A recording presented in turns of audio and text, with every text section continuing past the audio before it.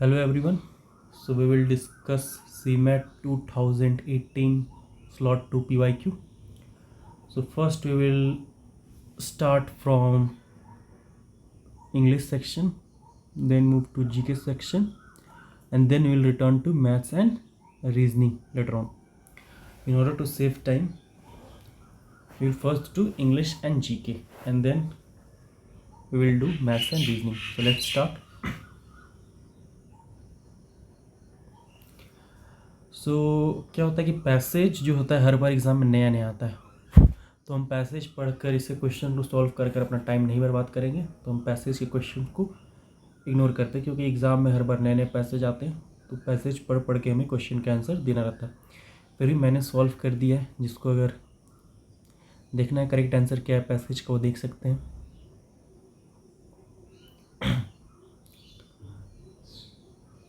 ये सारे पैसेज के क्वेश्चन हैं। 57 से 59 तक भी पैसेज के क्वेश्चंस हैं, तो हम पैसेज के क्वेश्चंस को इग्नोर करेंगे। 60 से लेकर 62 तक भी पैसेज के क्वेश्चंस हैं, तो हम फिर पैसेज के क्वेश्चंस को इग्नोर करेंगे।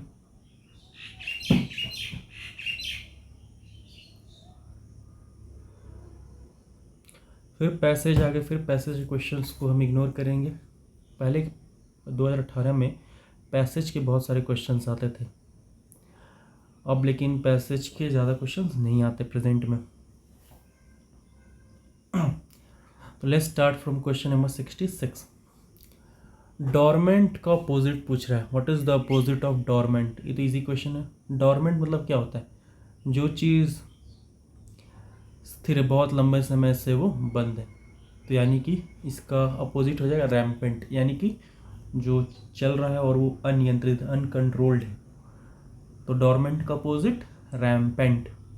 बाकी सब शब्दों का भी कुछ कुछ मतलब एक। तो पोटेंट का मतलब क्या होता है, पोटेंट का मतलब होता है शक्तिशाली, डेंजरस।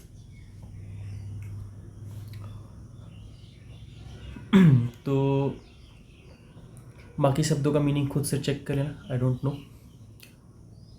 तो डॉर्मेंट का अपोजिट हो जाएगा रैम्पेंट। रैम्पेंट का मतलब अनियंत्रित। नेक्स्ट क्वेश्चन, फिर से अपोजिट बताना है। एक्सीग्यूअस, एक्सीग्यूअस का अपोजिट हमें बताना है। तो एक्सीग्यूअस का मतलब होता है अल्प, छोटा। तो छोटा का उल्टा क्या हो जाएगा, बड़ा, तो लार्ज। एक्सीग्यूअस का उल्टा लार्ज, एक्सीग्यूअस का उल्टा लार्ज। अर्जेंट का मतलब क्या होता है, अर्जेंट का मतलब होता है बहुत जल्दी है, ज़रूरी है। एग्जैक्टिंग, एग्जैक्टिंग का मतलब होता है मांग करने वाला, जो मांग करता है। बेयर मतलब नंगा। तो एक्सीग्यूअस का मतलब होता है अल्प और छोटा, और इसका अपोजिट हो जाएगा large. Next question, soap rinse immortality expiate. कह रहा है कि साबुन से हम लोग रिंस करते हैं, यानी साबुन से कपड़ा धोते हैं, रिंस करते हैं। इमोर्टैलिटी नहीं है, इमोरैलिटी है। इमोरैलिटी यानी कि जो इमोरल है, यानी कि जो चीज़ गलत है, जो चीज़ गलत है उसको हम क्या करते हैं, एक्सपिएट करते हैं, यानी कि उसमें सुधार लाते हैं। तो साबुन से कपड़े धोते हैं और इमोरैलिटी को एक्सपिएट करते हैं, यानी कि अमेंडमेंट्स लाते हैं। देखो स्क्रबर, एब्जॉर्ब, ये कोई लिंक नहीं दे रहा है। Iron, rust, cleanser, dirty, clean, तो इससे कोई लिंक नहीं है। बी में लिंक आ रहा है सोप और रिंस से, ठीक है।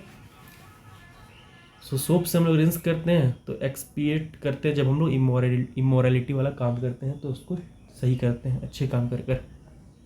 नेक्स्ट है, choose the option that represent the correct arrangement of the following words to form a meaningful sentence. हमें इनको अरेंज करना ताकि एक मीनिंगफुल सेंटेंस बना लिया जाए।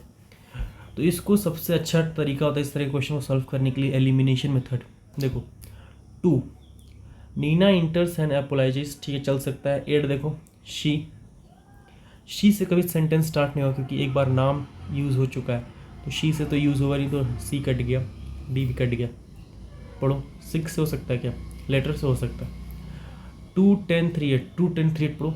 Neena enters and apologizes for running away, ठीक है, as for running away as she her as she her, she के बाद हर तो जाएगा नहीं, ये गलत हो गया तो ऑटोमेटिकली ये हो गया। अब इसको पढ़ के देख लो, सेटिस्फाई करेगा।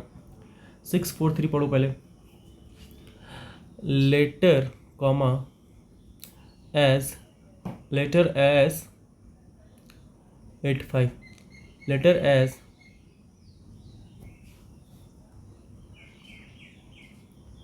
तो later as she is developing her self portraits in her dark room, Nina enters and apologizes for running away। तो ये सेंटेंस ठीक ठाक बन रहा है, तो ए ऑप्शन हो जाएगा। Next question, the following question has a set of 3 statement. फिर से आ गया हमारा क्वेश्चन। देखो ये पढ़ना खुद से, लेकिन मैं बता देता हूँ ये यूजलेस है, इसको पढ़ने में टाइम बर्बाद करने का कोई मतलब है नहीं। देखो फैक्ट्स क्या होता है, सबको जानता है। फैक्ट्स मतलब तथ्य होता है। इन्फ्रेंसेस, जब हम लोग कुछ पता लगाते हैं नोन से अननोन के बारे में, ठीक है, इन्फ्रेंस निकाल रहे। और जजमेंट क्या होता है, जब हम ओपिनियन पास करते हैं तो जजमेंट करें। तो बोल रहा है कि यहाँ पे 3 सेंटेंस दिए हो, पहला, दूसरा, तीसरा। बोल रहा है कि तीनों सेंटेंस बताओ कौन फैक्ट है, कौन जजमेंट है, कौन इन्फ्रेंस है। तीनों के तीनों फैक्ट भी हो सकते हैं, तीनों के तीनों इन्फ्रेंस भी हो सकते हैं, तीनों के तीनों जजमेंट भी हो सकते हैं। तो पढ़ो और पता लगाओ क्या है। पहला, I do not see Ritu, she said she was tired. I don't see Ritu, she said she was tired, so she must have gone home to bed। तो must have gone मतलब वो चली गई होगी, इन्फ्रेंस निकाल रहे हैं, तो इन्फ्रेंस हो गया। Second, Ram's been at the gym a lot, he must be trying, वो ट्राई कर रहा होगा। हमें नहीं पता कर रहा होगा कि नहीं कर रहा, लेकिन हम इन्फ्रेंस निकाल रहे हैं, तो भी ये भी इन्फ्रेंस हो गया। Shera is a dog and all dogs love belly rubs, तो शेरा मस्ट लव, इन्फ्रेंस निकाल रहे। कर भी सकता है, नहीं भी कर सकता है, तो इन्फ्रेंस है, तो B is the right answer. Next question, like a spy का मतलब बताओ। लाइक अ स्पाई का मतलब होता है cloak and dagger. Like a spy, like a spy means cloak and dagger. Next question,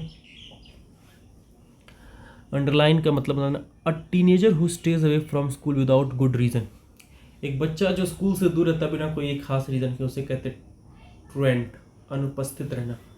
truant का मतलब क्या होता है, अनुपस्थित रहना। ट्रुएंट का मतलब अनुपस्थित रहना। A teenager who stays away from school without a good reason is known as truant, truant, truant मतलब अनुपस्थित रहना। Next question, the Supreme Court dashed the decree of the lower court, the Supreme Court set aside the decree of the lower court।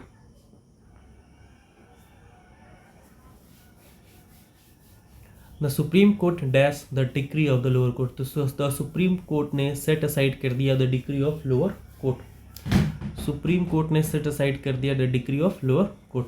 Next question, हमें इसका बताना है,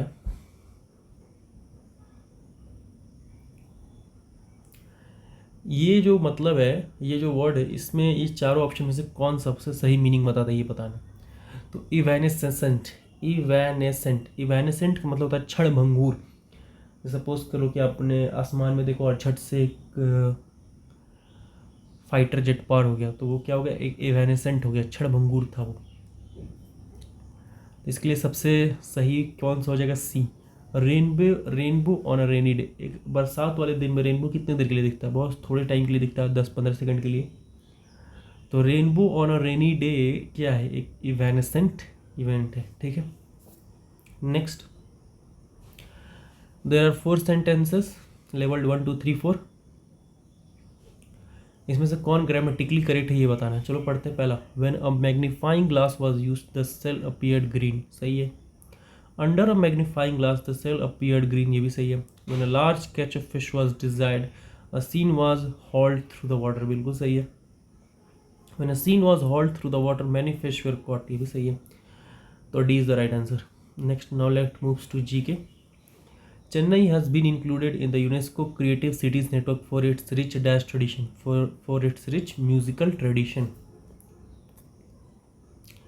Next, Pandit Bhimsen Guru Raj Josh was the famous Indian vocalist in which of the following classical tradition? ये रहे हमारे भीमसेन गुरुराज जोशी जी, और ये famous थे हिंदुस्तानी के लिए।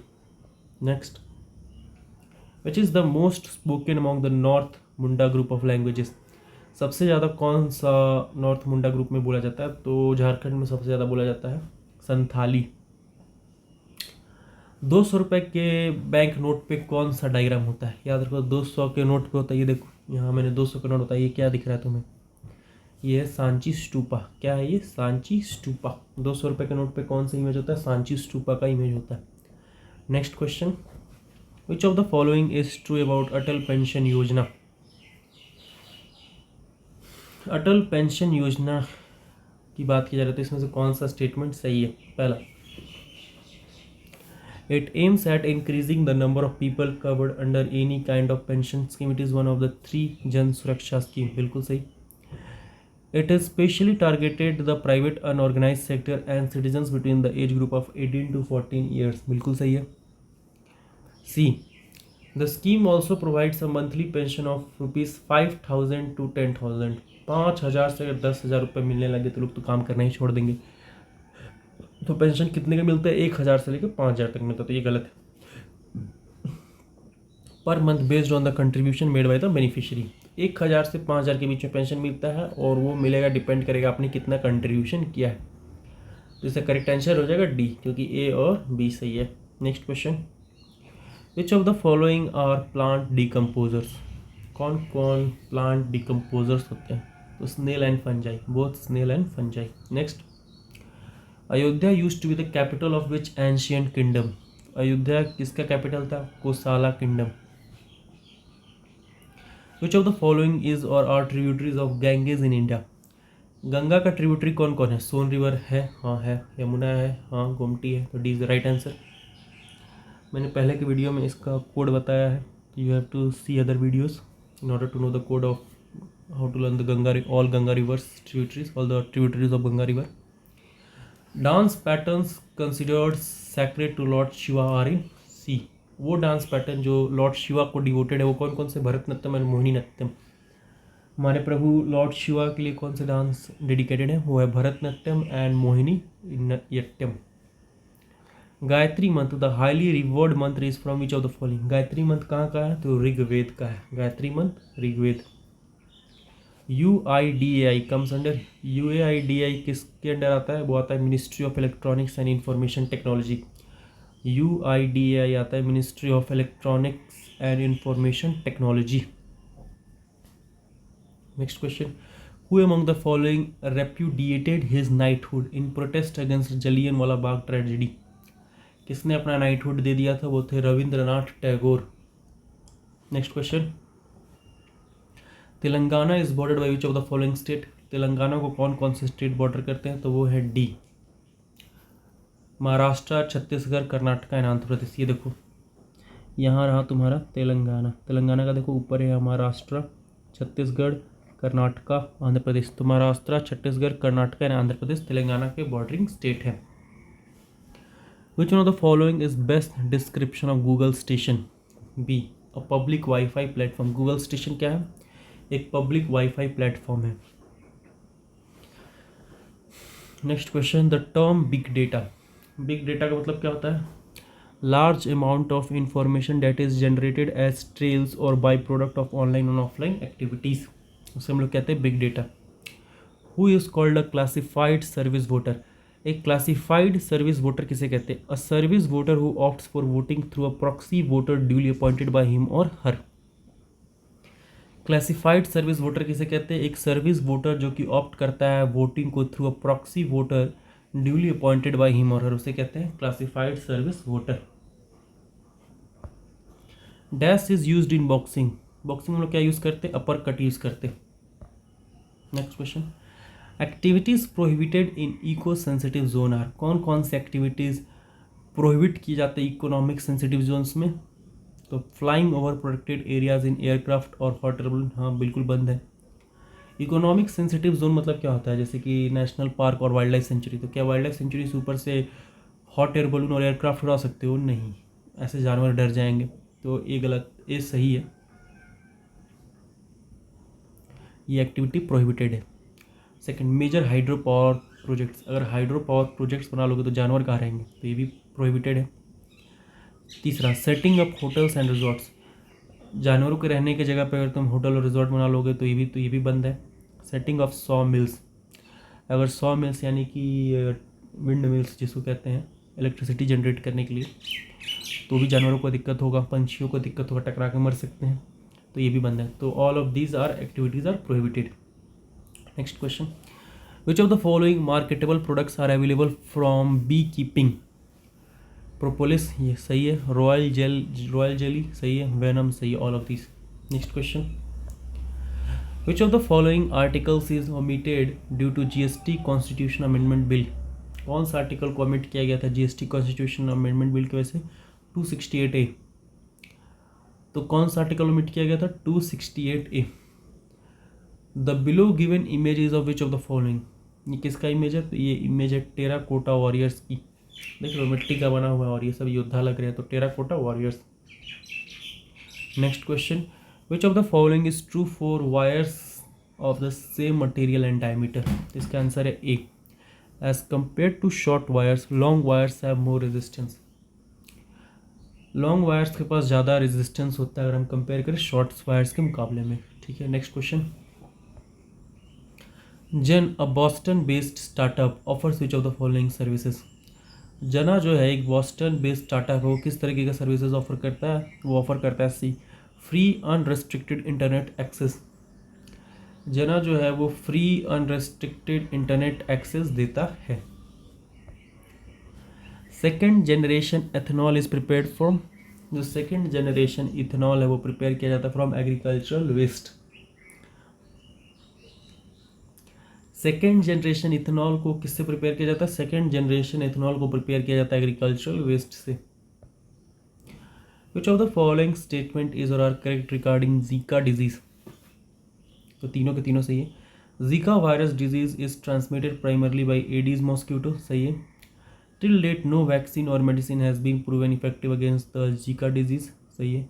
Mild fever, skin rash, muscle and joint pain are some of the symptoms of the Zika virus disease, ये भी सही है। तीनों के तीनों सही है। So we have completed English and GK section. Now we'll move to maths and reasoning section.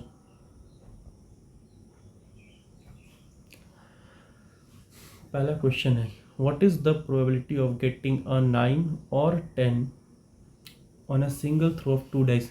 2 dice फेंकेंगे तो टोटल 36 आउटकम्स होंगे। तो 9 आने की संभावना क्या है? 3 6 से 9 आ सकता है, 6 3 से 9 आ सकता है, 4 5 से 9 आ सकता है, 5 4। तो 9 आने के 4/36, 10 आने के या तो 4 6 या 6 4 या 5 5, 3/36, तो टोटल हो गया 7/36। तो answer is B. Simple question है। The length of a room exceeds its breadth by 2 metre. अगर ब्रेथ x है तो लेंथ x+2 हो गया। इफ द लेंथ भी इंक्रीज बाई 4 मीटर, अगर लेंथ को 4 मीटर बढ़ा दिया जाए यानी x+6 हो गया। And the breadth decreases by 2 metre, breadth को 2 मीटर से घटा दिया जाए यानी कि x-2 हो गया। एरिया सेम रहता है, तो एरिया क्या होता है? लेंथ इंटू ब्रेथ, तो x into x+2 is equal to x+6 into x-2। Solve करो, यहाँ से सॉल्व करने के बाद तुम्हें आएगा x इज इक्वल टू 6, तो ब्रेथ क्या था? x था, तो ब्रेथ 6 आ गया। तो लेंथ कितना आ जाएगा? लेंथ 8 आ जाएगा। Find the surface area of its wall if the height is 3, height 3 दिया हुआ है। तो surface area of the wall क्या होता है? तुमने पढ़ा होगा कि वॉइड का surface area of the wall का होता है 2 into length plus breadth into height. तो यहाँ टोटल लिख दिया, जबकि यहाँ लेटरल सरफेस एरिया होगा। तो लेटरल सरफेस एरिया क्या होता है? 2 into length plus breadth into height. तो सॉल्व करो, वैल्यू पुट करो, 84 आंसर आ जाएगा D. Next question, a bus covers a distance of first 50 km in 40 minutes, next 50 km in at the speed of 2 km per minute, and next 30 km at the speed of 1 km per minute. What is the average speed during the entire journey?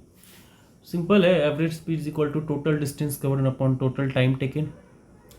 कितना चलता है? 50 50 30, 50 50 30 यानी कि 130। पहला 40 minute लेता है, दूसरा 50 को 2 से डिवाइड करो 25 और ये 30। सॉल्व करो, आ जाएगा C 82.1। Next question, 3 wheels making 60, 36 and 24 revolution एक मिनट में start with a certain point in their circumference onwards, find when they will again come together in the same position. ये भी इजी क्वेश्चन है। 60 revolution लगाते हैं, पहला ये 60 revolution लगाता है एक मिनट में, 60 रिवोल्यूशन 60 सेकेंड में, तो एक रिवोल्यूशन एक सेकेंड में, ठीक। 36 रिवोल्यूशन 60 सेकेंड में, तो एक रिवोल्यूशन 60/36 सेकेंड यानी कि 5/3 सेकेंड। 24 रिवोल्यूशन 60 सेकेंड में, तो एक रिवोल्यूशन 5/2 सेकेंड में। अब एक काम करो, 1 सेकेंड 5/3 सेकेंड और 5/2 सेकेंड का एलसीएम ले लो, ऊपर का एलसीएम ले लो, नीचे का एचसीएफ। तो 5 और 1 5 5 का एलसीएम क्या होगा 5, 1 3 2 का एचसीएफ क्या होगा 1, तो 5 सेकेंड आंसर आ जाएगा। Next question, a certain amount of money invested at 10% per annum compound interest for 2 years become 2000।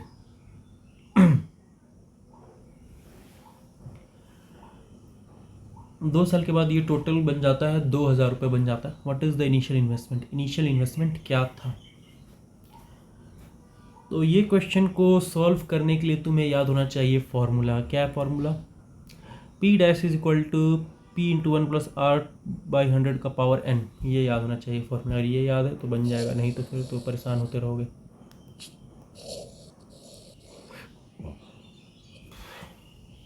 Formula है P dash is equal to P into 1 + R/100 का पावर n। तो P डैश क्या है 2000 बन जाता है, तो P डैश हो गया 2000। P निकालना है तो P वही रहने दो, 1 + R/100, 10% यानी कि 1/10, और 2 साल के यानी कि n2 हो जाएगा। सॉल्व करो, सॉल्व करने पे तुम्हारा P आ जाएगा 1653 और ये आंसर हो जाएगा। ये भी तरीका से बना सकते हैं लेकिन ये ज़्यादा इजी है, तो ये वाला फॉलो करो, ठीक है। Next question, if the height of a right circular cone is increased by 200%, अगर हाइट जो है एक कोन का 200% बढ़ा दिया जाता है, यानी कि पहले 1 था 200% बढ़ा दिया गया, यानी कि 1 था और 200 बढ़ा दिया 3 कर दिया, तो 1 का 3 कर दिया गया, ठीक है। And the radius of the base is reduce by 50%, और रेडियस को 50% से घटा दिया गया, यानी कि 2 था और 2 का 50% घटा देंगे तो 1 बचेगा, तो 2 से 1 कर दिया गया। तो वॉल्यूम क्या होगा कोन का, तो कोन का वॉल्यूम क्या होता है पहले ये बताओ, 1/3 πr²h, तो h तो ठीक है r² होता है, तो r² कर दो, 2 का स्क्वायर 4 और ये 1, तो वॉल्यूम क्या होता है, ये तो कांस्टेंट टर्म है तो मल्टीप्लाई कर दो, r² × h कर दो, 4 × 1 4 और ये 3 × 1 4/4:3 का रेशियो आ गया। तो वॉल्यूम ऑफ द कोन क्या होगा तो वॉल्यूम ऑफ द कोन क्या होगा, 4 से 3 हो गया, पहले वॉल्यूम 4 यूनिट तब 3 यूनिट हो गया, यानी कि 1 यूनिट का घट गया, तो 1 यूनिट 1/4 यानी कि 25% घट गया। डिक्रीज कितने का हुआ, 25% का डिक्रीज हो गया। Simple. Next question, an electric appliance is priced eight 600 initially. तुमने एक गए दुकान पर, बर्तन की दुकान पर, और वहाँ पे एक बिजली वाले बर्तन का दाम था 600 रुपया, मार्क प्राइस था 600 रुपया। मार्केट में रिसेशन चल रहा था, because of market recession price was successively reduce 3 time, price 3 bar successively गिर गया और हर बार 10% से गिर गया। चलो तो पहले 600 का 10% गिरा दो, तो 600 रुपये में 10% का तुम्हारा प्राइस गिर गया, तो अब हो गया 540। 10% 600 का 10% कितना होता है 60, तो 600 - 60 540, 540 का 10% कितना होता है 54, तो 540 - 54 486, और 486 का 10% कितना होता है वो निकालो, 486 में से माइनस करो 10% तक 48.6, तो 486 में से माइनस कर दो 48.6, तो ये आ गया 437.4 और ये आंसर हो गया तुम्हारा। What is the current price, तो करेंट प्राइस क्या हो गया B. Next question,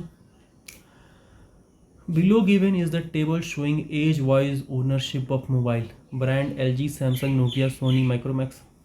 up to 1 year old 15%, 1 से 2 ईयर ओल्ड 45%, 2 से 3 year old 40%, more than 3 year old dash. इसी तरह बाकी सब भी पढ़ लेना। क्वेश्चन पढ़ते हैं। If 1 crore mobile were sold last year, अगर पिछले साल 1 करोड़ मोबाइल बेचे गए थे तो how many LG sets were sold. हमें तो पता ही नहीं है कि टोटल कितने हैं। टेबल दिया हुआ है, यहाँ परसेंट में दिया, तो टोटल तो हमें पता ही नहीं कितना है। जब हमें पता ही नहीं है तो हम कैसे पता लगा सकते कि LG के सेट कितने सोल्ड हुए थे। तो can not be determined, simple. किसके बेसिस, बेस ही नहीं है, बिना बेस से कैसे कैलकुलेट करोगे, इसलिए can not be determined. Next question, ये हलवा क्वेश्चन है। 169 13 13 + 51 कर दो 64, 64 का 8 188 + 8 हो जाएगा, 8 8 64 तो 196 14 आंसर। ये तो इजी क्वेश्चन है, खुद से ट्राई करो। Next question, in what time will rupees 6250 जो है वो 6632.55 हो जाएगा। 4% compound interest payable half yearly, 4% compound interest पे जो कि पेबल है, हाफ ईयरली पेबल है। तो कह रहा है क्वेश्चन कि 6250 कितने टाइम में 6632.55 हो जाएगा अगर 4% कंपाउंड इंटरेस्ट और वो हाफ ईयरली पेबल है।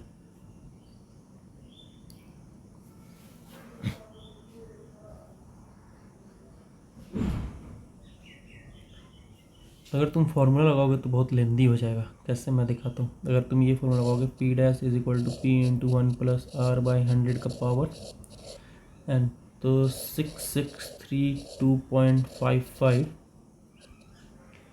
P हो जाएगा 6250 × 1 + R, R कितना है 4/100,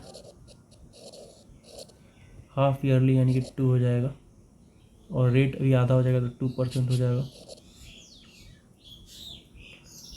अब ये इधर साइड चला जाएगा तो 6250 इधर आ जाएगा 6250,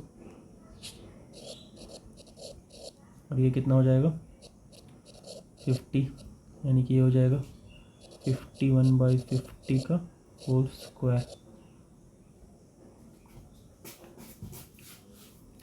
अगर तुम इसे अंदाज से सॉल्व कर लो तो ये 6250 है, और ये 6250, ये 6000, यानी कि ये 1 टाइम्स हो जाएगा, 1 पॉइंट कुछ होगा, और ये हो गया तुम्हारा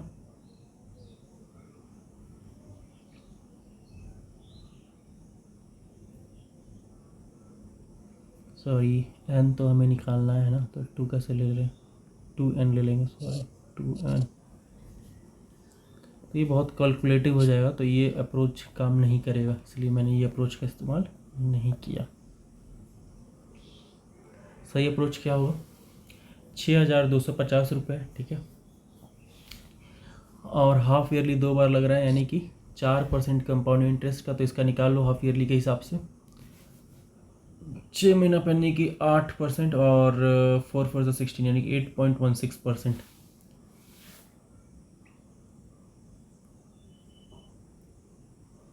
पहले घटा के निकालो 6632.55 में से, यानी कि टोटल ब्याज इतना है 382.55 ब्याज आया, ठीक है।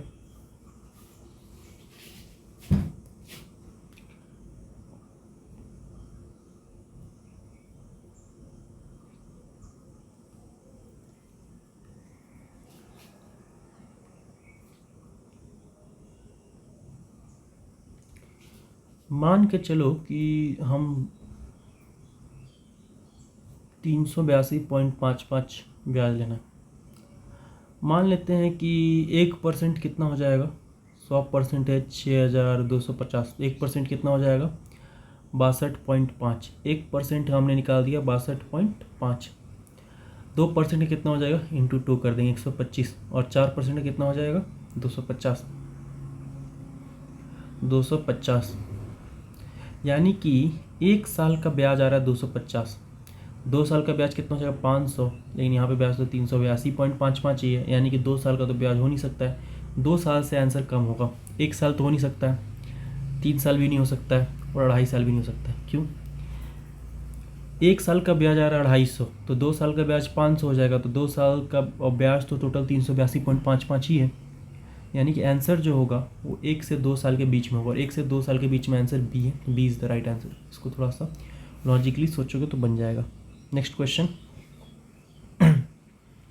Expenditure of a company in lakh rupees per annum over the given years was under. तो देखो 2008 में सैलरी था 576 यूनिट, जिसमें से फ्यूल और ट्रांसपोर्ट में खर्चा हुआ 196 यूनिट, बोनस 6 यूनिट खर्चा हुआ, interest on loan 25.4 unit, taxes 85 unit. ठीक है, इसी तरह बाकी सब का भी 9, 11, 12, 13 का भी हुआ। What is the average salary expenditure in lakh rupees per annum during this period. Average salary expenditure, average salary, यहाँ टर्म पकड़ो एवरेज सैलरी, तो सैलरी ये रहा और इसका एवरेज पूछ रहा, सबको जोड़ दो, 576, 682, 648, 672, 740, सबको जोड़ोगे तो आ जाएगा तुम्हारे पास 3318, 3318 आ जाएगा। और टोटल कितने हैं, 3 2 5 डिवाइड बाई 5 कर दो तो ये आ जाएगा 663.6, ये आंसर हो जाएगा।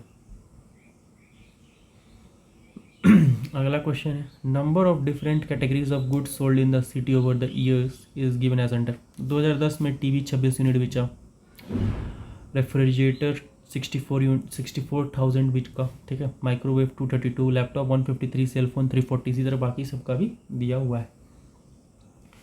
क्या कह रहा है question, in which of the following year was the number of refrigerator sold approximately 25% of the number of cellphone sold.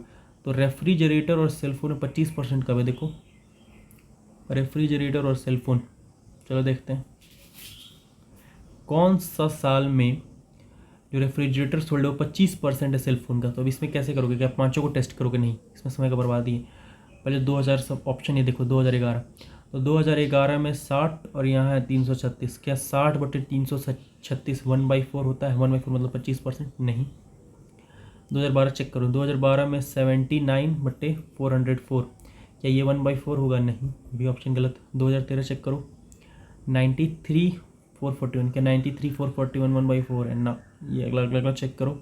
2014, क्या 112 डिवाइडेड बाई 442, क्या ये 1/4 है, हाँ ये 1/4 है। कैसे चेक करो, 112 × 4 कर दो, कितना आ जाएगा, 442 आ जाएगा। तो ये 1 कट के ये 1/4 हो जाएंगे, तो 1/4 मतलब 25%, हिसाब से D is the right answer. Next question, in the figure P Q is the diameter of the circle, angle P Q S 35 degree है। Find angle Q R S find करना, सिंपल है, इसको ज्वाइन कर दो। इसको जैसे join करोगे तो तुम्हें पता है ये एक सर्कल में डायमीटर से बनने वाला जो ट्रायंगल होता है उस 90 डिग्री होता है, तो ये 90 डिग्री हो गया, ठीक है। और तुम्हें पता है angle subtend by the same mark, ये 35 डिग्री है तो ये भी 35 डिग्री हो जाएगा, तो ये 35 और ये टोटल 90, तो 90 - 35 कर देंगे तो ये एंगल ही निकल जाएगा, 55 आंसर। सिंपल क्वेश्चन है। कौन बड़ा है कौन छोटा है बराबर ये बताना है। तो इसको एक काम करो, पावर में लिख दो, x = 5 का पावर 1/6, y = 4 का पावर 1/5। अभी काम करो, पावर को बराबर बराबर बनाओ, यानी कि डिनोमिनेटर सेम करो। 6 और 5 का एलसीएम लो, 6 × 5 = 30, तो ये बन जाएगा 5/30, ये बन जाएगा 6/30। अब एक काम करो, 5 का पावर 5 कर दो और ये 1/30 कर दो, ये 4 का पावर 6 कर दो, ये 1/30। तो 5 का पावर 5 कितना होता है, 3125, और 4 का पावर 6 कितना होता है, 4096। बताओ कौन बड़ा है, 4096 बड़ा है, तो यानी कि y बड़ा है x से, तो बी आंसर हो जाएगा। Next question, if a and b are positive real number and a ये इंटू जो भी a star b denotes √a × b, what is the value of this. ये हलवा क्वेश्चन है, मैंने सॉल्यूशन सॉल्व कर दिया है, आप लोग देखो इसे सॉल्व करो, सी आंसर है, मैं एक्सप्लेन नहीं करूँगा, बहुत हलवा क्वेश्चन है ये।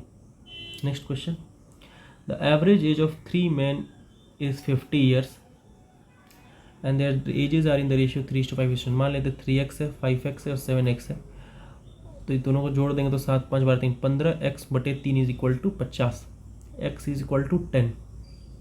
The age of the youngest man is, सबसे छोटा आदमी का एज क्या है, 3x यानी 30। ये भी हलवा क्वेश्चन है, 20 का आंसर है, तो कोई भी कर लेगा। By selling mango at the rate of 64 for ₹2000, the vendor loses 40%. How many should he sell for ₹1000 so as to gain 20%? Okay, चलो इसको एक्सप्लेन करते हैं।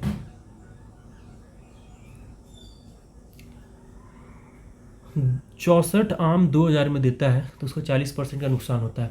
एक मान के चलो एक फल बेचने वाला है, फल वाला है, वो क्या करता है कि 2000 रुपये में 64 गो आम देता है, 2000 रुपये में 64 गो आम देता है, और ऐसा करने पर उसको 40% का नुकसान हो जाता है। 40% का नुकसान मतलब 2/5 का नुकसान हो जाता है। कह रहा है कि उसको 1000 में कितने आम बेचने चाहिए ताकि उसको 20% का मुनाफा, ये क्वेश्चन पूछ रहा है। ठीक है, चलो देखते हैं। उसको लॉस होता है 40% का, यानी कि अगर 5 का सामान है तो वो 3 में बेच रहा है, क्योंकि 5 का सामान है, 2 का लॉस हुआ तो 5 - 2 3, तो 5 का सामान को 3 में बेच रहा है। ठीक, तो 2000 अब ये 5 यूनिट का जो वैल्यू है इसको हमें सॉल्व करना पड़ेगा। चलो देखते हैं कैसे सॉल्व होगा। By selling mangoes at the rate of ₹2000। अब ये 3 यूनिट का जो वैल्यू दिया हुआ है 2000, 3 यूनिट का 2000, देखो इस तरीके समझो, 3 यूनिट का 2000, तो 1 यूनिट का 2000/3, और 5 यूनिट का, यही तो हमने लिखा है 2000/3, 2000 × 5/3, ये हो गया 5 यूनिट का, यानी कि ये 10,000/3 हो गया कॉस्ट प्राइस। ठीक,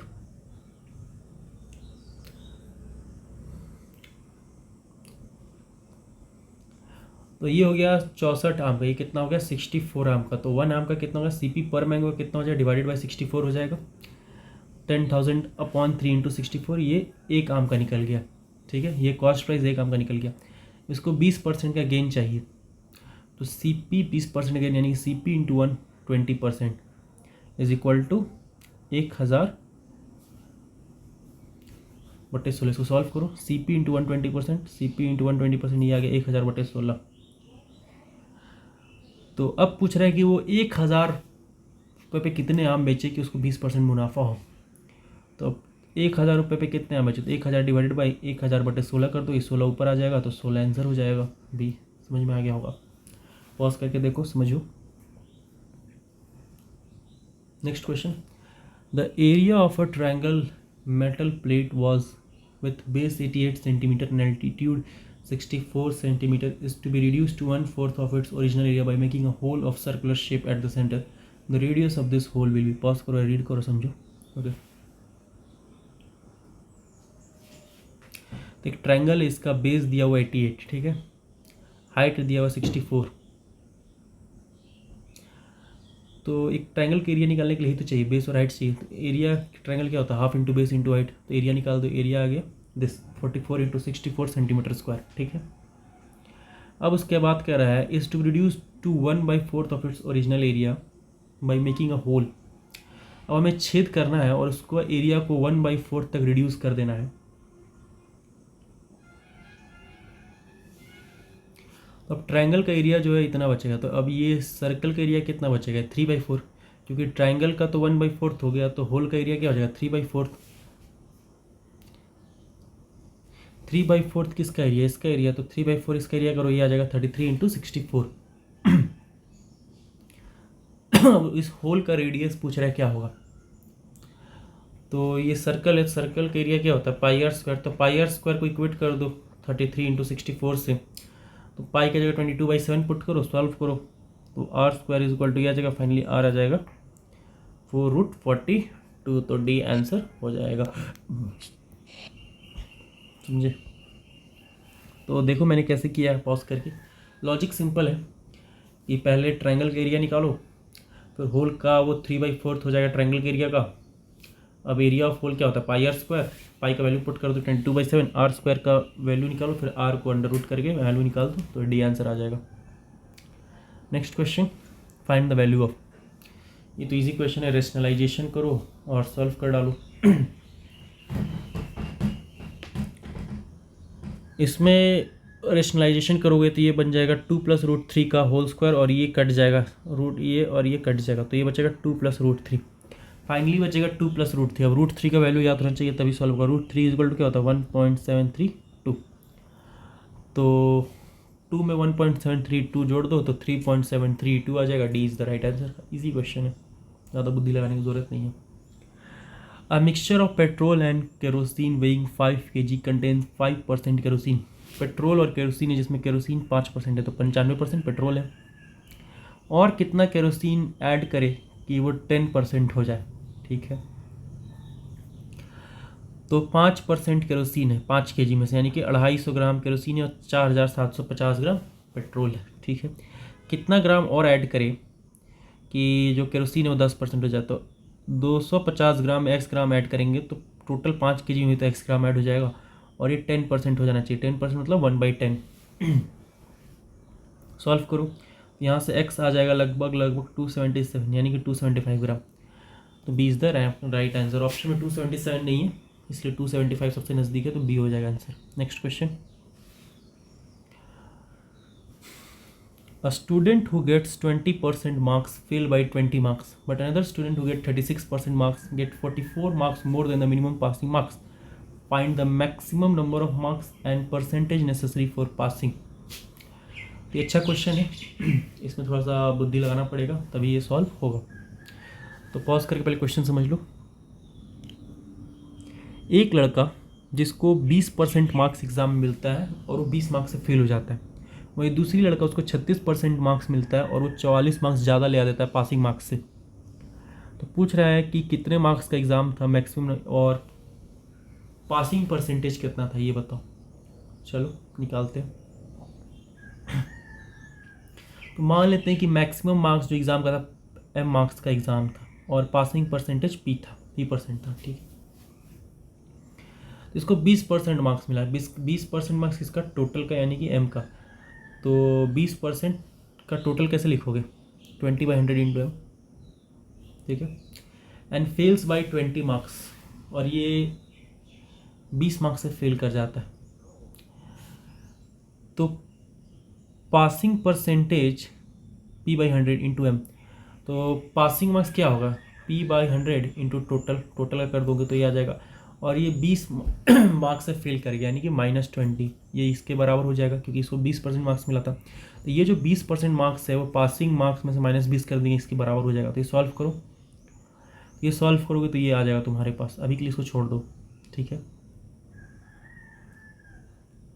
मिनिमम पासिंग मार्क्स क्या है? pm/100, simple, p/100 into m, ठीक है। नेक्स्ट क्वेश्चन पढ़ो।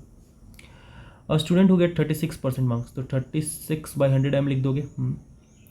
Gate 44 marks more than the minimum passing marks, तो मिनिमम पासिंग मार्क्स कितना है? pm/100 प्लस 44, दोनों को इक्वेट कर दोगे तो यहाँ पे तुम्हारा ये इक्वेशन आ गया। अब एक काम करो, ये इक्वेशन और ये इक्वेशन को यूज़ करके pm कट जाएगा, तो यहाँ पे आ जाएगा 16m इज इक्वल टू 6400। तो m is equal to value आ जाएगा, m का वैल्यू आ जाएगा 400, m 400। तो pm m देखो 400 किस ऑप्शन में? सी में और डी में, ठीक है।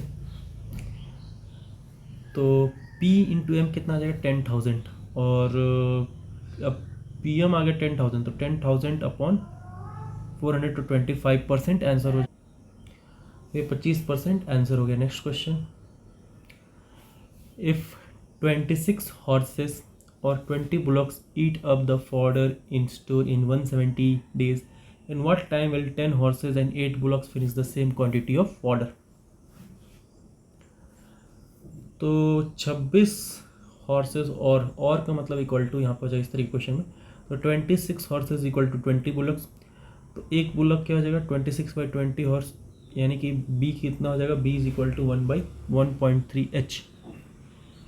10 हॉर्सेस एंड 8 बुलक्स, यहाँ एंड मतलब प्लस होता है, तो 10h plus 8b। 10h 8b की जगह हम 1.3h रख देंगे, यानी कि टोटल होगा 20.4h, ठीक है। तो 26 घोड़े 170 डेज तक लेते हैं, यानी कि 26 इंटू टोटल कितना? 26 घोड़े और 170 डेज से करता है, तो टोटल यूनिट निकालो। तो 26 इंटू 170 कर दो, और 20.4h का निकालना है, तो ये टोटल यूनिट निकल जाएगा। इसको मल्टीप्लाई करेंगे तो टोटल यूनिट निकल जाएगा, और 20.4h का निकालने के लिए डिवाइड बाई 20.4 कर देंगे तो ये आ जाएगा हमारा 650/3, और ये आंसर आ जाएगा 216.67। In what time will they finish the same quantity of fodder? Fodder F होगा, तो एक हॉर्स पर डे कितना लेगा? Total fodder upon 26 into 170। ये तो सिंपल ही है, यहाँ मल्टीप्लाई कर दो तो टोटल यूनिट निकल जाएगा। Next question, a boat covers 24 kilometer upstream and 72 kilometer downstream in 8 hours. 24 kilometer upstream और 72 kilometer downstream 8 घंटे में, while it covers 48 kilometer upstream and 108 kilometer downstream in 14 hours. ठीक है, दो इक्वेशन बन गया.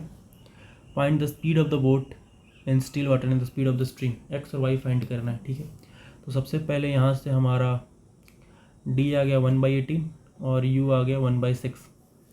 डाउन स्ट्रीम क्या होता है, एक्स प्लस वाई, तो x plus y is equal to 18. ये डी मतलब 1/x plus y is equal to 1/18. तो यहाँ से x plus y is equal to 18 और x minus y is equal to यहाँ से 6. यहाँ से x is equal to 12, y is equal to 6. तो ए आंसर हो जाएगा. सिंपल, क्विकली निकालना सीखो. Next question, a shopkeeper sells rights at the cost price but uses false weight. He gains 20% in this process. What weight does he use for 1 kg. एक दुकानदार जो है वो चावल को कॉस्ट प्राइस से बेचता है लेकिन गलत वजन का इस्तेमाल करता है और इस प्रक्रिया में 20% मुनाफा कमाता है. जो भी कॉस्ट प्राइस है उसको वो 20% मुनाफा कमाता है. CP इंटू 120/100 1000 ग्राम पर. ठीक है,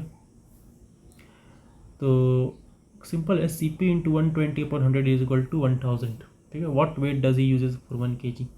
1 kg के लिए कितना वजन यूज़ करता है, ये हो जाएगा 833 1/3 ग्राम यूज़ करता है. CP इंटू 20% मुनाफा कमाता है, यानी कि CP into 120/100 is equal to कितना, 1 kg में 1000 ग्राम होता है तो 1000 ले लो. तो रियलिटी में कितना वजन यूज़ करता है ये. ठीक है, नेक्स्ट क्वेश्चन और आखिरी क्वेश्चन है मैथ्स का. Working together Rakesh, Prakash and Ashok can finish the same job in an hour. Also if Prakash works for an hour and then Ashok works for 4 hours, the job will be completed. If Rakesh can do the job an hour quicker than Prakash, how many hours will Ashok take to complete the same job alone? अब ये अच्छा question है, इसको पहले pause करके थोड़ा समझो.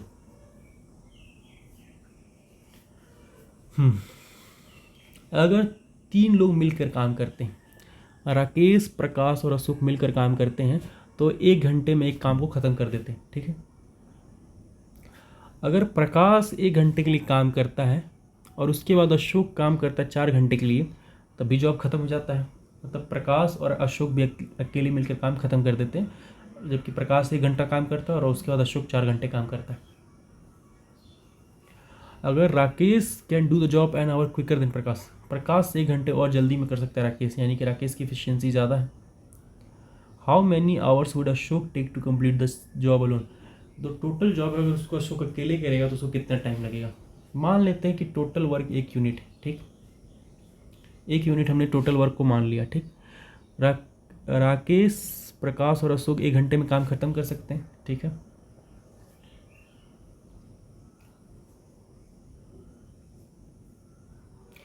यहाँ पे हमारे पास दिया हुआ है Rakesh can do job an hour quicker than Prakash. तो मान लेते हैं प्रकाश x घंटे में ख़त्म कर सकता है, तो राकेश कितने घंटे में ख़त्म करेगा, x माइनस 1 आवर. सो प्रकाश का कितना कर सकता है, इतना 1/x यूनिट पर आवर कर सकता है और Rakesh 1/x minus 1 per unit कर सकता है. और यहाँ पे कोड दिया है, if Prakash works for an hour, अगर प्रकाश 1 घंटे के लिए काम करता है और अशोक 4 घंटे के लिए काम कर सकता है तो 1 यूनिट का काम ये लोग मिलकर कर लेंगे.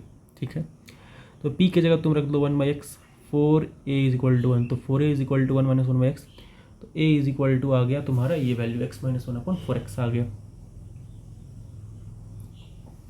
अब बस अब ये वाला इक्वेशन में सबका पुट कर दो. r तुमने निकाला है 1/x माइनस 1, p निकाला 1/x और a तुमने ये निकाला. तो यहाँ से तुम सॉल्व करो. अब ये मत बैठ जाना यहाँ पे इसको सॉल्व करने के लिए. अगर ये तुमने सॉल्व करने के लिए बैठे तो सत्यानाश हो जाएगा. तुम्हें एक लेना होगा हिट एंड ट्रायल मेथड, यानी कि एक बार 0 पुट करके देखो, क्या 1/0 तो सेटिस्फाई नहीं करेगा. फिर एक बार 1 पुट करके देखो, फिर 2 पुट करके देखो, फिर 3 पुट करके देखो. तो जब तुम ऐसे चेक करोगे, हिट एंड ट्रायल्स नहीं करना, 1 आना चाहिए, तो 3 में ये सेटिस्फाई कर जाएगा, 3 में सेटिस्फाई कर जाएगा. तो ये हो गया, तो ये 3 में सेटिस्फाई कर गया. ठीक है, x इज इक्वल टू 3 आ गया. जब x इज इक्वल टू 3 आ गया तो p इज इक्वल टू क्या हो गया, 1/3 हो गया. तो पूछ कह रहा है अशोक कितने में कर सकता है, तो अशोक का निकालो. 3 - 1 2/12 यानी कि 1/6, अशोक का 1/6 यानी कि 6 घंटा में अकेले कर सकता है। 6 घंटा में अकेले वो काम कर सकता है। सोल्यूशन सामने बार पॉज करके देखो, समझो। अगर मैं इसको रिकॉल करूँ तो सबसे पहले तुम काम करो कि ये तीनों मिलकर 1 घंटे में काम खत्म कर देंगे। P+4 = 1 क्वेश्चन में दिया हुआ है। P मान लेते हैं कि x घंटा में काम करेगा, तो R(x-1) घंटा में काम करेगा।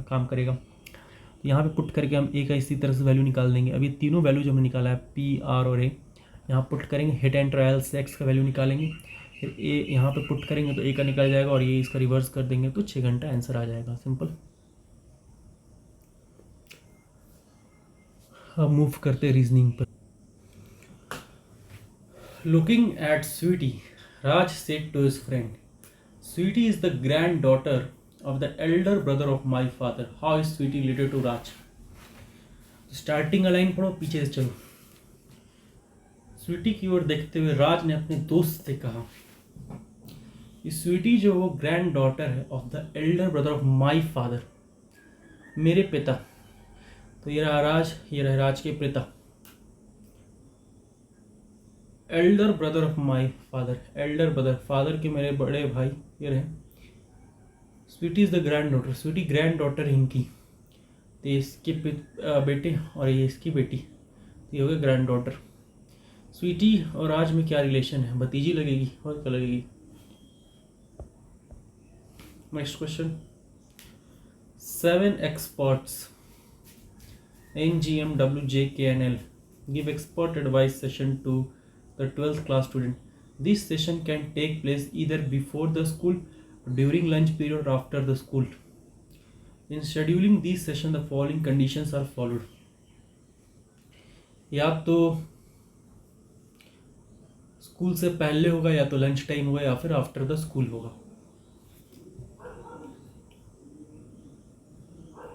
At least 2 experts must hold the session before school. School से पहले कम से कम 2 लोगों को तो सेशन होल्ड करना पड़ेगा। At least 3 experts must hold their session after school. After school के बाद कम से कम 3। M is not available after school. M जो है वो आफ्टर स्कूल अवेलेबल नहीं है। And J is available only after school. और J जो है वो आफ्टर स्कूल के बाद ही अवेलेबल है। W always take an extra session during lunch. W तो अपना लंच के टाइम में सेशन लेगा। G will take session before school. G जो है वो बिफोर स्कूल के वक्त सेशन लेगा। Only if N is also scheduled before school. और G तभी लेगा जब G और N एक साथ होंगे तब। All the following statement could be true except. ये चारों स्टेटमेंट में से 3 स्टेटमेंट सही होंगे, बस एक स्टेटमेंट सही नहीं होगा। चलो देखते हैं। The same number of experts take session before school as after school. Before school और after school में क्या same number of ले सकते हैं? देखो यहाँ पे अगर एक ही लेगा तो यहाँ पे 3 और इधर भी 3, क्योंकि टोटल 7 है। तो अगर यहाँ पर एक लंच में अगर W सिर्फ लेगा तो इधर 3 आदमी लेगा, इधर भी 3 आदमी लेगा, तो ये तो सेटिस्फाई कर रहा है। The same number of experts take session before school as during lunch. अगर मान के चलो कि लंच में 2 लोग सेशन लेता है, एक W और एक M, ठीक, क्योंकि M यहाँ नहीं ले सकता है, M यहाँ पे यहाँ होगा यहाँ, तो मान लेते हैं कि लंच के वक्त M लेता है, तो 2 यहाँ लेगा, 2 यहाँ लेगा, 2 यहाँ लेगा, सॉरी आफ्टर में 3 ले लेगा। पॉज करके थोड़ा सोचना पड़ेगा, मैंने सोच के पहले से आंसर सॉल्व कर लिया, तो you have to also pause and think. इसको एक्सप्लेन करना कि कैसे सोचा, मतलब ऐसे ही हुआ है कि कपड़ा में कैसे धागा को बनाया गया, धागों कैसे बुना गया, तो बहुत मुश्किल हो जाएगा। Just think it, solution is in front of you. तो ये भी सही है। The same number of expert take session before school as during lunch. तीसरा पढ़ो, twice as many expert take session after the school as before the school. मतलब कह रहा है कि देखो GN यहाँ तो कंपल्सरी नहीं था, यहाँ 4 हो, तो 4 तो 6 यहाँ एक साथ, क्या ये पॉसिबल है? नहीं पॉसिबल है, क्योंकि M तो हो ही नहीं सकता यहाँ पे। तो जब M नहीं हो सकता तो यहाँ पे मैक्सिमम 3 ही होगा, तो इसलिए ये गलत है। और D भी सही है। The same number of expert take session after school as during lunch. तो clear. Next question. 6 male friends A, B, C, D, E, and F are married to R, S, U, V, T, and W, not necessarily in the same order. Okay. 6 दोस्त थे और उनकी शादी हुई है 6 लड़कियों से, ठीक है। अब क्वेश्चन पूछ रहा है कि ए की वाइफ कौन है, ये हमें बताना है, ठीक है। आर एंड एस आर ए सिस्टर्स। ए की बहन है आर और एस, ठीक है। Neither R nor T are wives of C. C की वाइफ ना तो आर है ना ही टी है। W is wife of E.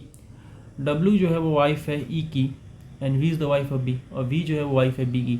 D is not married to R. D जो है वो आर से नहीं मैरिड, ना ही एस से, ना ही टी से, ठीक। ए की वाइफ क्या होगा? जब तुम पॉज करोगे, सोचोगे, तुम्हें समझ में आएगा कि आर, एस, वी और डब्ल्यू तो गए, बचा टी और यू, और टी बचा और यू बचा,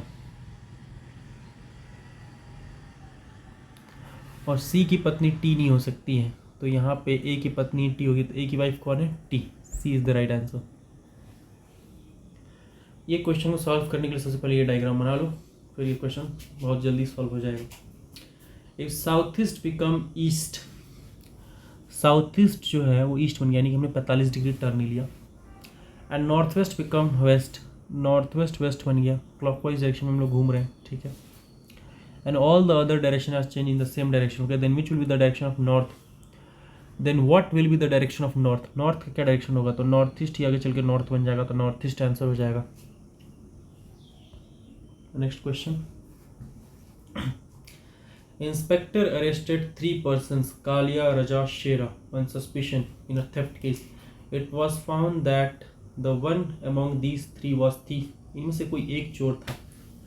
During the interrogation, their replies were as follow. Kaliya ने कहा कि मैं चोर नहीं हूँ, रजा चोर है। रजा ने कहा कि मैं चोर नहीं हूँ, या तो कालिया या शेरा चोर है। और शेरा ने कहा कि मैं चोर नहीं हूँ, और रजा भी चोर नहीं है। अब कह रहा है कि if exactly 1 person among this always speaks the truth. इनमें से कालिया, रजा और शेरा में से एक व्यक्ति हमेशा सच बोलता है, और दूसरा व्यक्ति हमेशा झूठ बोलता है, और तीसरा व्यक्ति आधा सच बोलता है, आधा झूठ बोलता है, तो इसमें से चोर कौन है, हमें ये बताना है। चलो हम एक काम करते हैं, अपना मनमौजी मान लेते हैं कि कालिया हमेशा सच बोलता है, ठीक है। और तो कालिया कहता है कि मैं चोर नहीं हूँ, ठीक है। कालिया सच बोल रहा है कि भाई वो चोर नहीं है, क्योंकि कालिया सच बोलता है। और कालिया कहता है राजा चोर है। तो कालिया हमेशा सच बोलता है, हमने मान लिया, कालिया पे भरोसा है। तो कालिया कहता है मैं चोर नहीं, तो कालिया तो चोर नहीं है। और कालिया कहता है राजा चोर है, तो ठीक है, मान लिया। अब राजा कहता है कि मैं चोर नहीं, तो राजा तो झूठ बोल रहा है, क्योंकि राजा ही चोर है कालिया के हिसाब से, तो ये फॉल्स हो गया। और राजा कहता है इधर कालिया और शेरा इज थीफ, या तो कालिया या शेरा थीफ है।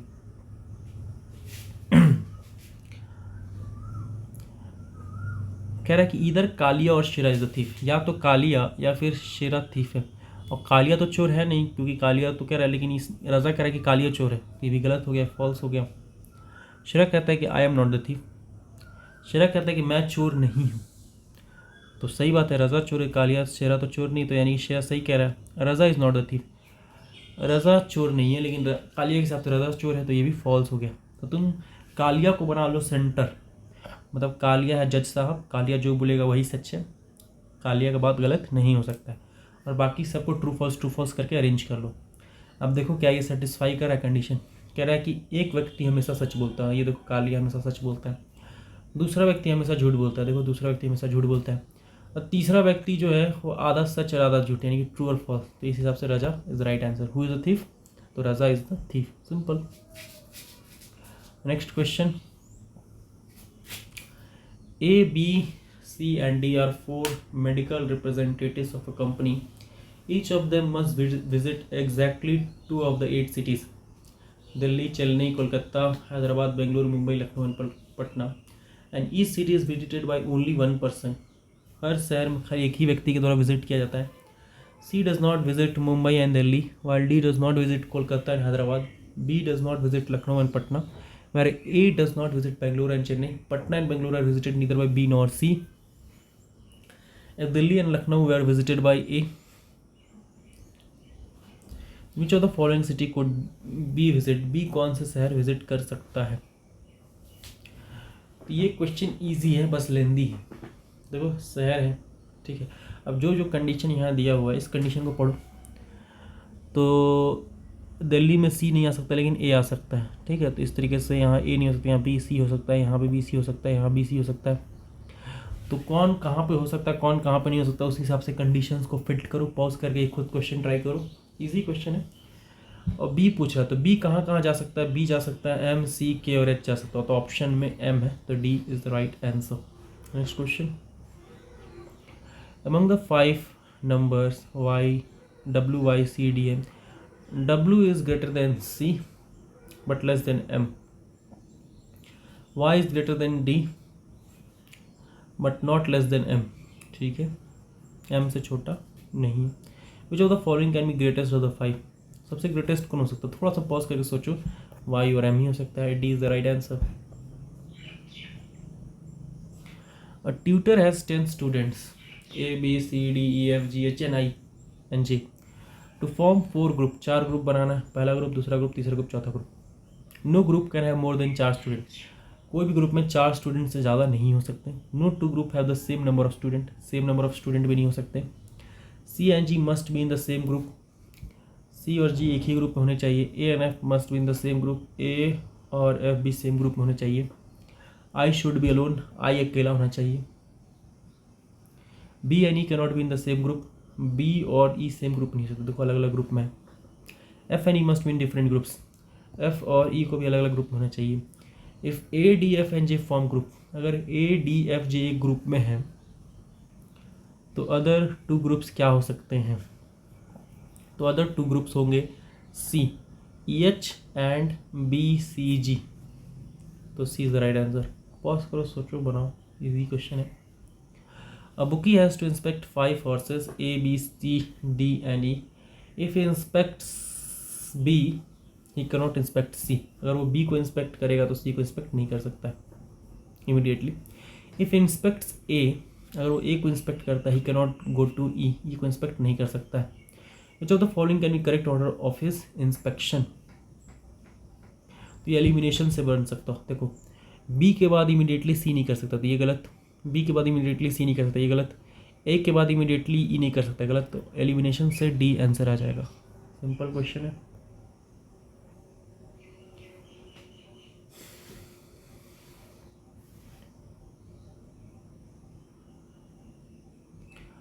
तो यहाँ पे हमारे पास 6 स्टेटमेंट दिए हुए हैं, A B C D N F.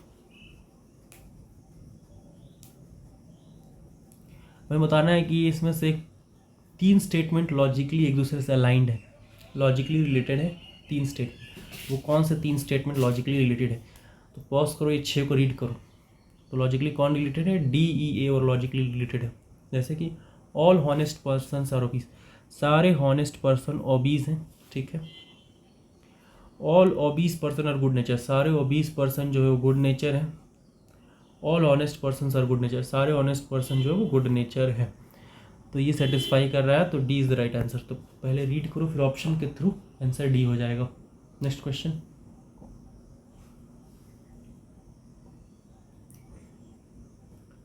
तो एक सेकेंड क्वेश्चन को पॉज करो, रीड करो। R1, R2, R3, R4, R5, R6, R7 are the 7 places on a map. The following places are connected by two-way roads. दो road two way road से connected है। से R1 and R2 connected है, R1 and R6, R3, R6, R3, R4, R6, R7, R4, R5, R2, R3, R5, R7। No other road exit, और कोई road exist नहीं करता। The shortest route, shortest route क्या होगा R1 से R7 के लिए, हमको R1 से R7 जाना है, R1 से R7 जाना, तो शॉर्टेस्ट रूट क्या, हम काम करते हैं R1 से R6 पहले चल जाते हैं, R1 लेंगे, R6 चल जाएंगे, और फिर R6 से हम क्या करेंगे कि R7 चल जाएंगे। तो R1 से R6, R6 R7, option D. मतलब पहले रोड 1 से रोड 6 में चल जाएंगे, फिर रोड 6 से रोड 7 में चल जाएंगे। लॉजिक का क्वेश्चन और कुछ नहीं। 37 हेवियर और लाइटर वाला क्वेश्चन है।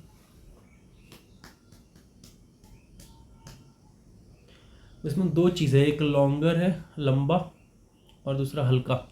तो लंबा छोटा से में कोई लेना देना नहीं, हमें हल्का और भारी से लेना देना है। तो जो हाँ भी लॉन्गर और शॉर्टर लिखा हुआ उसको इग्नोर करके चलो और सिर्फ लाइटर और हेवियर पर फोकस करके चलो। और ये इजी क्वेश्चन है, तो इट्स अ होमवर्क, तो its answer is B. Next question,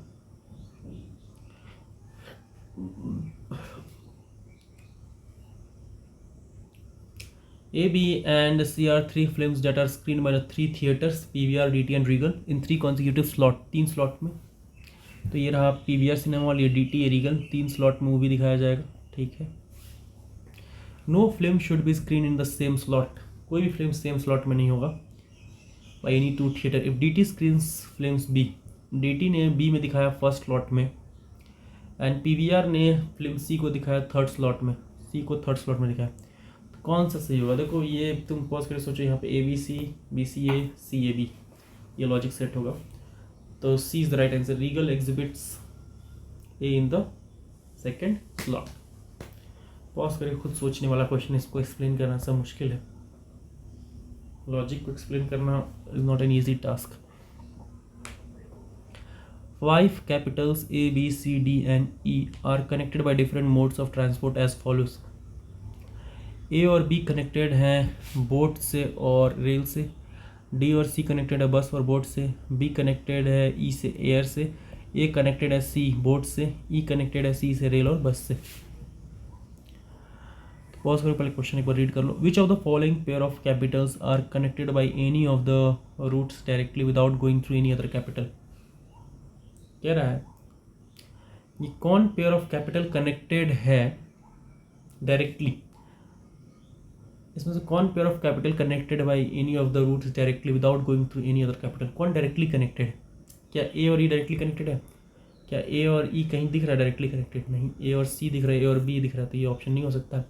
क्या ई और डी कनेक्टेड है? ई के साथ सी दिख रहा है, ई के साथ बी दिख रहा है, तो ये भी नहीं है। बी और सी कहीं कनेक्टेड दिख रहा है, बी के साथ ई दिख रहा है, सी के साथ ए दिख रहा है, सी के साथ डी दिख रहा है, बी के साथ ए दिख रहा है, तो बी के साथ सी कहीं कनेक्टेड नहीं है, तो D is the right answer.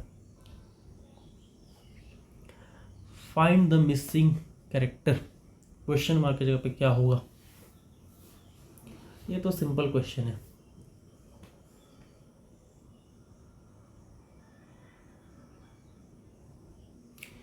EJO का सम कितना होगा? 30। TYE का सम होगा 50। ये तीनों को जोड़ दो, 50 + 3 80 आंसर। इस तरह DHL का नंबर निकाल दो, PTX का नंबर निकाल दो, दोनों को जोड़ोगे तो 84 आ जाएगा। इसी प्रकार CFI को जोड़ोगे तो 18 आएगा, LOR को जोड़ोगे तो 45 आएगा, 45 + 18 63 answer.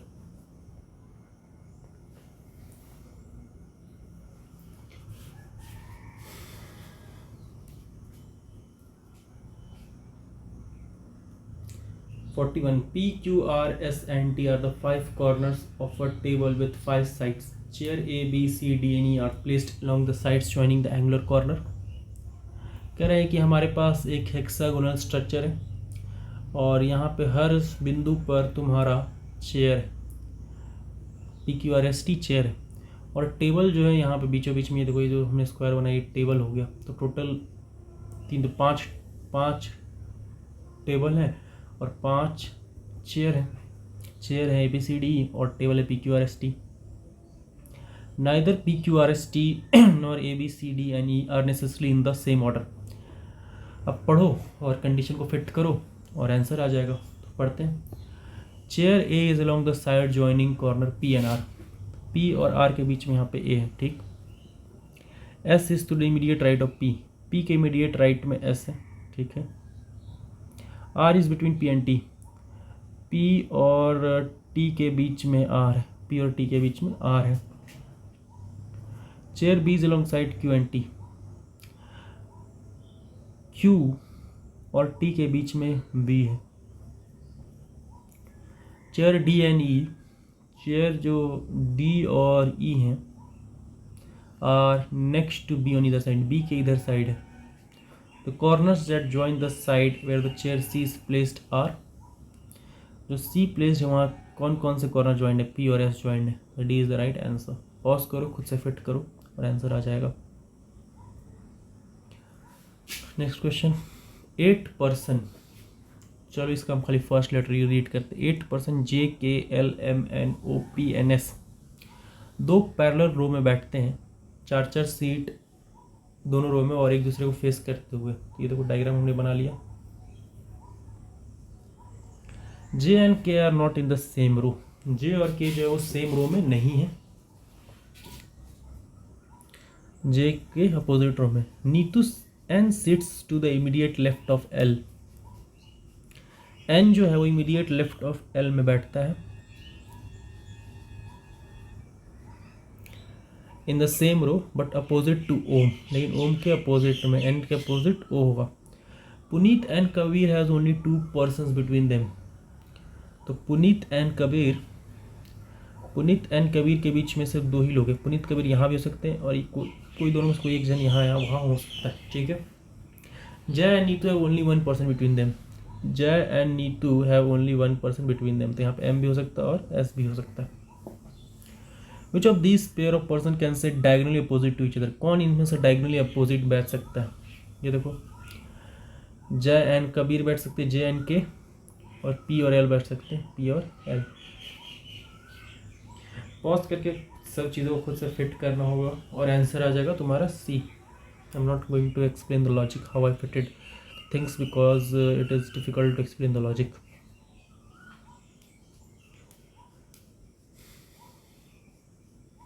Next question. A, B, C, D, E, F, G, H and I are 9 employees in a company who go to meet 2 managers, Ram and Deepak, to talk to them about their Paris project. Each manager has time for only 3 employees. D has a priority and must be given preference by Ram or Deepak. F and B do not wish to go to the same manager. G goes to Ram only and H goes to Deepak only. C comes back saying that neither of the 2 managers has time to see him. A does not go with F and I does not go with E. B and I do not go together. If E, F and G go together and are seen by one of the managers, then which manager sees whom, assuming that C has opted out the talks. तो इसमें कुछ नहीं करना, पढ़ते जाना है, solve करते जाना है। राम एक मैनेजर है, दीपक एक मैनेजर है। राम 3 लोगों से डील करेगा, दीपक भी 3 लोगों से डील करेगा। वो कौन से 3 लोग होंगे, तो जैसे जैसे कंडीशन लिखा वो उसको फॉलो करो और तुम्हारा आंसर आ जाएगा। तो जो दीपक है वो डी एच और आई से डील करेगा, डी आई एच से डील करेगा। और जो तुम्हारा राम, दीपक का ही हमें केस बताना है। तो दीपक में या तो डी एच आई हो सकता है या फिर डी बी एच हो सकता है, डी बी एच हो सकता है। सिंपल, पढ़ते जो करते तो सॉल्व हो जाएगा इजीली। Next question.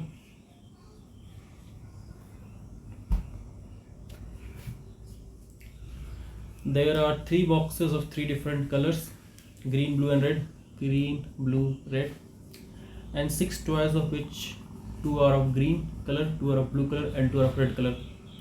6 खिलौने हैं और वो अलग अलग कलर के हैं, तो 2-2 हर बॉक्स में 2-2 कलर के हो जाएंगे। The toys are packed in 3 boxes such that each box has 2 toys. हर बॉक्स में 2 खिलौने हैं अलग अलग कलर के। And also the colour of the box is different from the colour of the toys, यानी कि ग्रीन कलर का बॉक्स में ब्लू और रेड ही होगा, ग्रीन नहीं आ सकता। ब्लू कलर का रेड बॉक्स में ग्रीन और रेड आएगा, रेड कलर का बॉक्स में ग्रीन और ब्लू आएगा। Now 10 chocolates are kept in these boxes in such a way that green box has the maximum possible chocolate. 10 chocolate रखा जाता है जिसमें ग्रीन में सबसे ज़्यादा चॉकलेट है। Red box has the least possible chocolate, red box में least होगा, तो लीस्ट सबसे लीस्ट क्या होगा 1, तो इसमें 1। Each box should have at least 1 chocolate and no 2 box have the same number of chocolate, same number of chocolate नहीं होना चाहिए। तो रेड में अगर 1 है तो इसमें 1 हो गया, तो यहाँ 1 एक यहाँ 2 रख देते हैं, ये 3 हो गया और तो यहाँ पे 7 हो जाएगा। तो कौन सा सही है, तो डी सही है। The box which has the toys of green and red colours, green और red colours has 2 chocolates in it, satisfy कर रहा है, D is the right answer. Pause करो, सोचो, correct answer low.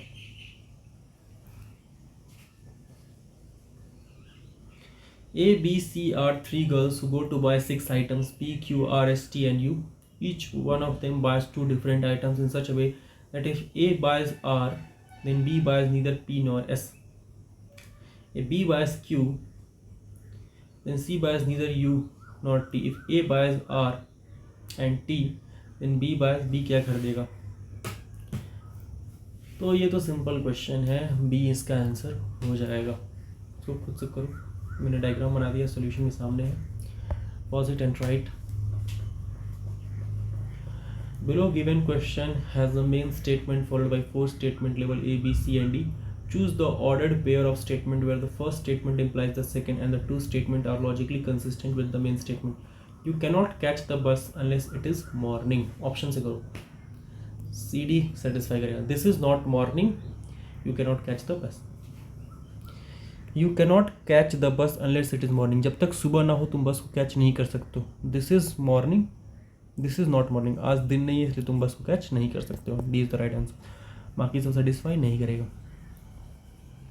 Plus means M is the sister of N, minus means M is the brother of N, into means M is the daughter of N, divide means M is the mother of N. ये सब easy question होते हैं, तो ये homework है।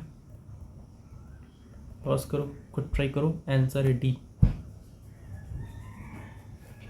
48 3 coins are tossed, मतलब total outcomes कितने हो जाएंगे 8 and 2 of the coins land with tails face upward.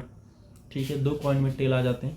What are the chances on the next toss of the coin that at least 2 of the coins will land with tails facing upward. तो कम से कम 2 या 3 case वाला, तो 2 tell या 3 tell वाला था। 1 case, 2 case, 3 case, 4 case, तो टोटल 4/8 यानी 1/2 यानी कि 50%। 49 A family of 3 generation comprises of 7 members. 7 members A, B, C, D, E, F and G. There are 2 married couples, one each of first and second generation respectively. They travel in 3 different cars: Audi, BMW and Honda. Audi, BMW and Honda. So that no car has more than 3 members. कोई car में 3 से ज़्यादा लोगों का बैठने की जगह नहीं है। And there is at least 1 female in each car. और हर कार में एक फीमेल है। C who is a grand daughter, C जो कि ग्रैंड डॉटर है, does not travel with her grand father and grand mother, वो अपने ग्रैंड फादर और ग्रैंड मदर के साथ नहीं ट्रैवल करती है। B travels with his father E, B travel करती है अपने फादर ई के साथ in BMW। B travels with his father E, B जो है वो अपने फादर ई के साथ ट्रैवल करती इन BMW।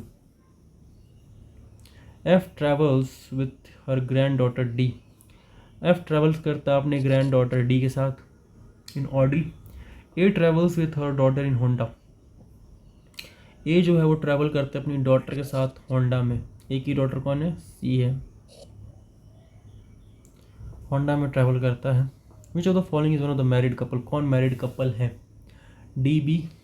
क्या डी और बी मैरिड कपल नहीं? तो एक जनरेशन का अंतर है, तो ये तो हो नहीं सकता है। क्या बी सी? बी सी भी एक जनरेशन का हो नहीं सकता है। ई एफ, क्या ई एफ हो सकते हैं? हाँ, ई एफ हो सकते हैं। C is the right answer. And now we come to the last question. P, Q, R, S, T and U are the 6 members of a family. R is not the mother of Q. R जो है mother नहीं है Q का, but Q is the son of R. Q जो है वो सन है R का। P and R are married couple. P और R married couple है। T is the brother of R. T जो है वो भाई है R का, मेल है। U is the brother of Q. U brother है Q का। S is the daughter of P. S जो है वो P की daughter. T is S. P और S का क्या संबंध है? अंकल लगेंगे, जनरेशन्स का अंतर है, तो मदर ब्रदर फादर तो होगा नहीं, तो अंकल चच्चा लगेंगे, चच्चा चिच्चा चिच्चा चिच्चा। इस प्रकार से हमने 100 क्वेश्चंस 2018 के कर लिए कंप्लीट। Thank you. मैंने काफ़ी सारे क्वेश्चंस में होमवर्क दिया और आपको खुद पॉज करके ट्राई करना होगा, because CMAT is not an easy exam. Its questions, maths and reasoning questions are challenging one. So now I have analyzed all the 13 PYQs of CMAT exam. So the PYQ series ends here. Thank you. Do not subscribe and do not like.